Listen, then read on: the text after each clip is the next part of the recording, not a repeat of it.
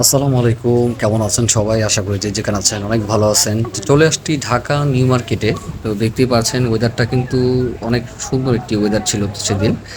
আপনার বৃষ্টি বৃষ্টি ওয়েদার। তো এইখানে সবাই কিন্তু বৃষ্টি আসলে কিভাবে পর্দা টানায় আর এখানে কি অবস্থা হয় সেটাই আপনাদের সাথে আজকে শেয়ার করতেছি।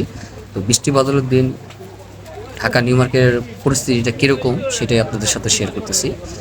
আর সবচেয়ে বড় কথা আপনাদের সাথে এখন থেকে শেয়ার করব সবসময় যে কোথায় কি কি জিনিসপত্র কম প্রাইসে পাওয়া যায় আর কোথায় পাওয়া যায় সেগুলো নিয়ে আপনাদের সাথে সবসময় শেয়ার করব আর আপনাদের দেখাবো। তো ওয়েদারটা ওদিনকা অনেক এরকম ছিল।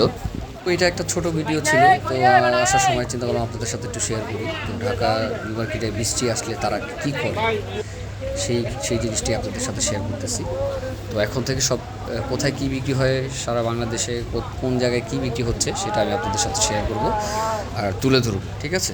তো আপনারা ভিডিও আবার সবসময় দেখবেন আর সাপোর্ট করবেন প্লিজ।